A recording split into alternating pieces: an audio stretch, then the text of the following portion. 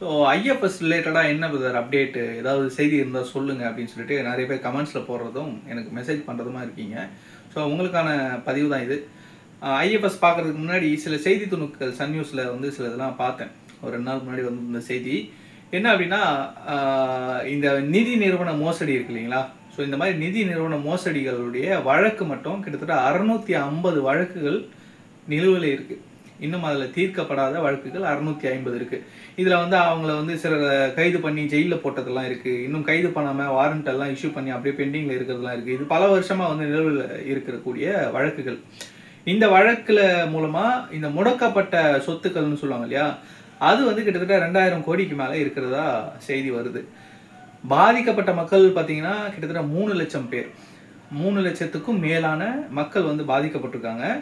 ஆனால் இவங்க முடக்கின அமௌண்ட் வந்து 2000 கோடி. இவங்க மோசடி செய்யப்பட்டதா வழக்கு கொடுத்துருக்கக்கூடிய அமௌண்ட் பார்த்தீங்கன்னா கிட்டத்தட்ட 14,000 கோடிக்கு மேலே. இது வந்து வழக்கு கொடுத்தது மட்டும். இப்போ உதாரணத்துக்கு ஐஎஃப்எஸ்ஸே எடுத்துக்கிட்டிங்கன்னா ஒரு 10லேருந்து 12%, 15% மக்கள் தான் பாதிக்கப்பட்டவங்க வழக்குன்னு கொடுத்துருக்காங்க. மற்ற எல்லாருமே வந்து வழக்காக கொடுக்கல. எல்லாருமே வந்து அதை எட்டின்னு தான் வேடிக்கை பார்த்துக்கிட்டு இருக்காங்க. ஸோ அதன்படி பார்த்தீங்க அப்படின்னா 14,000 கோடி அப்படின்றது இவங்க கணக்கு காட்டுறது ரொம்பவுமே கம்மி. இன்னும் நிறைய மோசடி நடந்திருக்கு அப்படின்றது தான் யதார்த்தமான உண்மை. ஸோ இந்த செய்தி நம்மளுக்கு என்ன குறிப்பிடுது அப்படின்னா, இஓடி அப்படின்ற ஒரு டிபார்ட்மெண்ட் இருக்குது, என்ஃபோர்ஸ்மெண்ட் டைரக்டரேட்ன்ட்டு. ஸோ அவங்க இருக்காங்க, அப்புறம் இஓடபிள்யூ இருக்காங்க. இந்த மாதிரியான டிபார்ட்மெண்ட்ஸ்லாம் எதுக்கு இருக்குது அப்படின்னா, இந்த மாதிரி மோசடி செய்யக்கூடிய கும்பல்கிட்ட இருந்து திரும்பவும் மோசடி நடக்காமல் தடுக்கிறதுக்கும், நடந்த மோசடிக்கு அதில் மோசடி செய்தவர்களை கைது நடவடிக்கை எடுத்து அவங்கக்கிட்ட இருந்து காசை ரெக்கவர் பண்ணி பாதிக்கப்பட்டவங்களுக்கு திரும்ப கொடுக்கறதுக்குமான ஒரு நடவடிக்கை எடுக்கக்கூடிய ஒரு துறை தான் அது. ஆனால் அது வந்து எப்படி செயல்படுது அப்படின்னு பார்த்தீங்கன்னா ரொம்பவுமே சுணக்கம் தான். அவங்க இது வரைக்கும் வந்து ரெக்கவர் பண்ணி கொடுத்த அமௌண்ட்லாம் பார்த்தீங்கன்னா ரொம்பவுமே கம்மி. ஸோ கிட்டத்தட்ட 0.0001% அப்படின்னு கூட சொல்லலாம். நம்ம சஹாராவுடைய எடுத்துக்காட்டியே நம்ம பார்த்தோம். அதோடைய மோசடி வழக்கு அது எந்த மாதிரியான நிலைக்கு போச்சு அப்படின்றத நம்ம முன்னாடியே பார்த்தோம். ஸோ அது மாதிரியான ஒரு சுணக்கமான ஒரு விஷயம்தான். இப்போ ஐஎஃப்எஸ் ரிலேட்டடான அந்த வழக்குக்கு வருவோம். வழக்கம்போல் செப்டம்பர் 13ஆம் தேதி கோர்ட்டுக்கு ஏறிங்க இந்த ஐஎஃப்எஸ் கேஸ் வந்து வருது. 27ஆம் தேதிக்கு இதே செப்டம்பர் மாதத்துக்கு தள்ளி போட்டிருக்காங்க. ஸோ ஒரு 15 நாள் கேப்பில் வந்து வழக்கமாக போடுற மாதிரி ஒரு ஏரிங் டேட் தான் தள்ளி போட்டிருக்காங்க. ஆனால் இந்த இடத்துல வந்து அவங்க கொடுத்துருக்க ஸ்டேட்மெண்ட் வந்து கொஞ்சம் அழுத்தமாக இருக்க மாதிரி எனக்கு தோணுது. என்ன சொல்லியிருக்காங்கன்னா, A1 to A6 are financial establishment, A13 produced non bailable warrant NBW pending against A7 to A11, A14 to A19 for long period.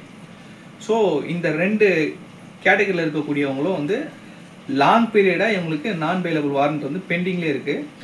No steps taken by prosecution to secure the absconding accused. Secure அப்படின்ற ஒரு வார்த்தை வந்து ரீசெண்டாக நம்ம கேள்விப்பட்டிருப்போம்.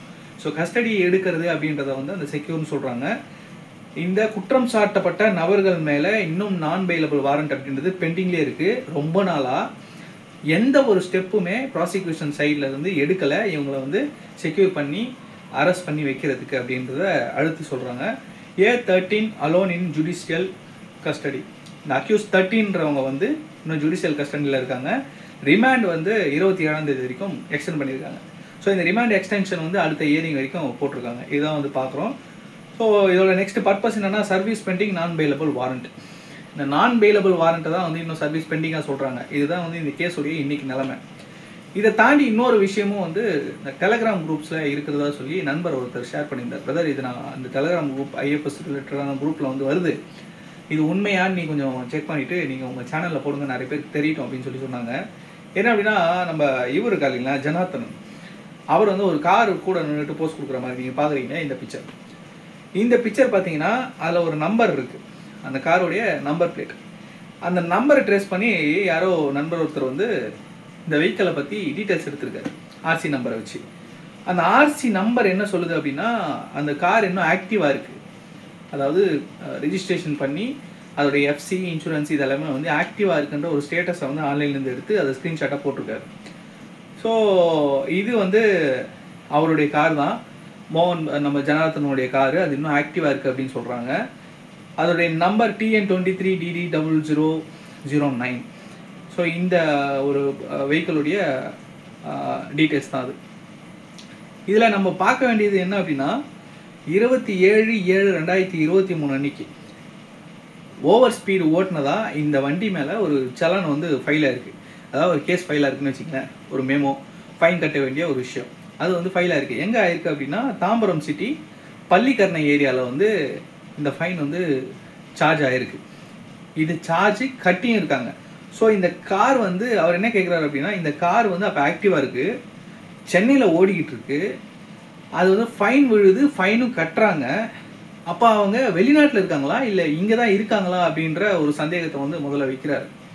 ஏன்னா இந்த date பார்த்தீங்கன்னா 27/7/2023 போன வருஷம் ஜூலை மாதம். நமக்கு இந்த ஐஎஃப்எஸ் ப்ராப்ளம் வந்து அதுக்கு ஒரு வருஷத்துக்கு முன்னாடியிலேருந்து ஸ்டார்ட் ஆயிடுச்சு.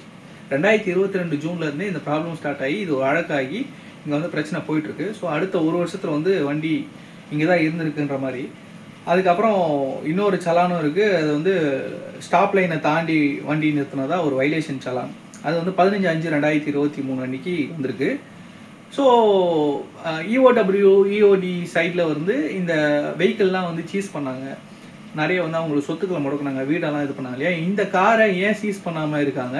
இந்த கார் இன்னும் அப்போது ரொட்டேஷனில் தான் இருக்குது அப்படின்னா அந்த ஐஎஃப்எஸ் பிரதர்ஸோ ஜனார்த்தனனோ இல்லை அது சார்ந்த யாரோ இங்கே வந்து இன்னும் ஏங்கிட்டு இருக்காங்க அப்படின்றது தெளிவாக தெரியுது. இன்னொன்று இந்த ஆர்சி நம்பரு ஏதோ சீஸ் பண்ண மாதிரியோ எந்த ஒரு ரெக்கார்டும் இல்லைன்றதையும் ஒரு ஸ்க்ரீன்ஷாட்டாக போட்டிருக்கேன். அதை தான் உங்களுக்கு நான் ஷேர் பண்ணியிருக்கேன். ஸோ இது என்ன சொல்ல வரோம் அப்படின்னா, நம்ம வந்து இந்த ஐஎஃப்எஸ் பிரதர்ஸு இங்கே மோசடி பண்ணிவிட்டு லண்டன் போயிட்டாங்க, துபாய் போயிட்டாங்கலாம் நிறைய வீடியோஸ் பார்த்தோம். நம்மளே அதை பற்றி நிறைய பேசியிருக்கோம். பட் ஆனால் இந்த சலான்லாம் பார்க்கும்போது அவருடைய சந்தேகம் எனக்கும் எழுது. ஒருவேளை நம்மளை சுற்றி இங்கே தான் எங்கேயோ ஏதோ ஒரு கிராமத்துலேயோ இல்லை வந்து சவுத்துலேயோ இல்லை ஆந்திராலேயோ எங்கேயோ ஒரு இடத்துல இந்த ஐஎஃப்எஸ் பிரதர்ஸ் பதுங்கி இருந்துக்கிட்டு இங்கே கேஸு வழக்கு வந்து எப்படி மலை மாற்றலாம், யார் கமிஷன் கொடுக்கலாம், எப்படி தப்பிக்கலாம், அடுத்து எப்படி மோசடி பண்ணலாம்னு யோசிச்சுட்டு இருக்காங்களோ அப்படின்ற ஒரு கட் ஃபீலிங். இது ஏற்கனவே ஒரு நாள் நான் ஒரு வீடியோவில் சொல்லியிருந்தேன், நம்மளை சுற்றி கூட இருக்கலாம் நம்மளுக்கு தெரியாது அப்படின்ட்டு. ஸோ அதனால தான் நம்ம தொடர்ந்து இந்த ஐஎஃப்எஸ் கேஸ் வந்து ஃபாலோ பண்ணிவிட்டு என்ன போயிட்டு இருக்குன்றதை பார்த்துட்ருக்கோம். இந்த பதிவை பற்றின உங்களுடைய கருத்துக்கள் என்னன்றதை கமெண்ட்டில் சொல்லுங்கள். நன்றி. நான் உங்கள் வேலூர் NKR.